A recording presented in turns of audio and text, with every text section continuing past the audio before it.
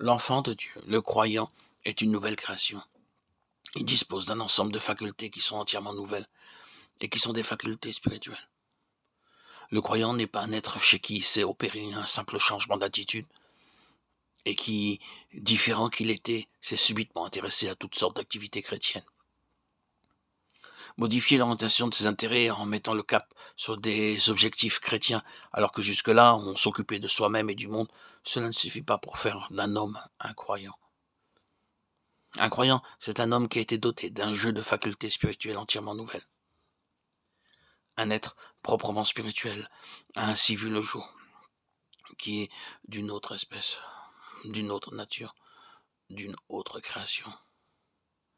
Or, ces facultés spirituelles grâce auxquelles seul on peut percevoir les choses de Dieu et se les approprier, elles doivent se développer, croître, grandir pour devenir aptes un jour à un service spirituel productif. Il en est ici comme du petit enfant qui, à sa naissance, possède en germe toutes ses facultés. Il ne pourra les utiliser avec profit que moyennant un développement continu, prolongé, qui se poursuivra jusqu'à la maturité. L'enfant qui grandit exerce par exemple un contrôle croissant sur sa faculté de voir ou sur sa faculté d'entendre. Et tous ses sens doivent se développer de semblable façon pour atteindre leur maximum de rendement. Qu'il s'agisse de son esprit d'observation ou de sa faculté de compréhension, il y a là une loi de développement à laquelle tout son être doit obéir.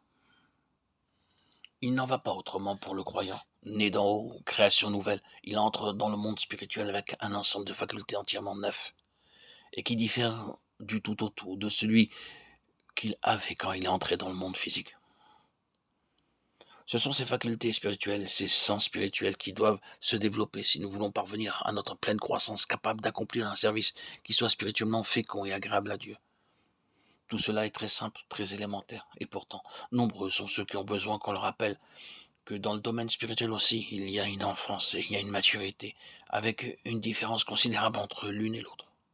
C'est à ceux-là, des saints, mais des enfants, que l'apôtre Paul s'adresse quand il parle de ceux dont le jugement est exercé par l'usage. La nourriture solide, précise-t-il, est très bien, mais elle est pour les autres, pour les hommes faits. Il déplore qu'après tant d'années, les destinataires de sa lettre soient encore incapables de prendre de la nourriture solide. Pourquoi ? Parce que leurs facultés, parce que leurs sens ne se sont pas développés. Or, si vraiment la préoccupation de Dieu est concentrée sur ce point, amener les croyants à la maturité spirituelle, si dans cette dispensation l'état d'homme fait et bien son objectif suprême, il ne reculera devant aucun sacrifice pour obtenir ce résultat. Il ne faut pas chercher ailleurs l'explication des chemins si mystérieux qu'il prend avec les siens, toutes les choses étranges qui nous arrivent et qui nous font nous demander parfois si Dieu ne travaille pas à l'encontre de ses propres intérêts. Ne nous semble-t-il pas bien souvent, quand nous pensons à ce qui nous est le plus précieux spirituellement, que tout cela va être compromis si Dieu se comporte vraiment avec nous comme il semble en avoir l'intention? Les apparences ne proclament-elles pas quelquefois que Dieu fait les choses de travers? La vérité, c'est que Dieu ne craint pas de courir des risques. L'expression peut paraître osée, mais c'est pourtant vrai. Dieu ne craint pas de s'exposer à des malentendus pourvu que pour finir, il atteigne son objectif. Pauvres êtres limités que nous sommes, dont l'intelligence est à si courte vue, qu'importe où Dieu éternel, que nous nous méprenions pour un temps sur les mobiles qu'il inspire, s'il peut, en nous déconcertant, mieux parvenir à ses fins. Pour quelqu'un qui a pour lui l'éternité, le temps ne compte pas, il a un objectif en vue, et pour l'atteindre, il dispose d'un avenir illimité. Il peut bien s'accorder de laisser sans réponse, dans notre petit entendement humain, les questions qui soulèvent sa manière de faire. Ce qu'il a en vue est quelque chose d'éternel qui justifiera d'une façon éclatante tous les moyens qu'il aura mis en œuvre. Il peut donc courir le risque d'un malentendu. Ce ne sera jamais que pour un temps, il le sait. Et s'il estime que le but en vaut la peine, il n'a pas besoin d'autres raisons pour justifier sa manière de faire. N'est-ce pas là ce qu'il a fait nombre et nombre de fois avec les enfants d'Israël lorsqu'il les abandonna aux mains de leurs ennemis, qui étaient en même temps ses ennemis?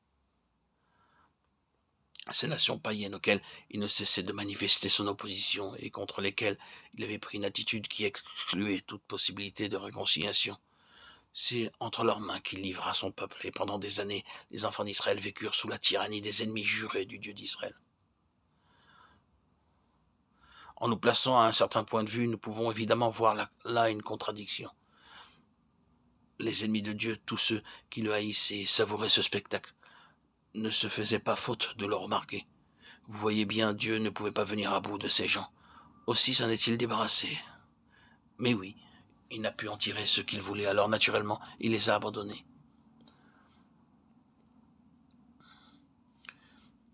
C'est précisément cet argument-là que Moïse fit valoir devant Dieu dans une heure d'intercession inoubliable.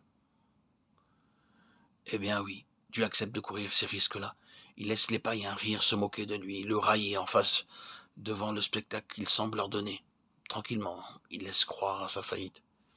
Il laisse dire qu'on ne peut pas se fier à lui. Cependant que son peuple est la proie de l'ennemi. Et ce n'est pas une fois seulement que la chose arrive. Jérusalem est foulée aux pieds et les passants s'en vont disant « Ces gens-là ont mis leur confiance en Dieu. » Voyez donc le résultat.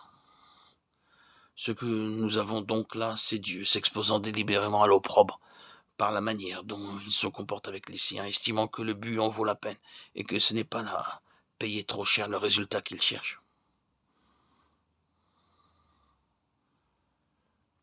Qui prétendra sonder les voies de Dieu?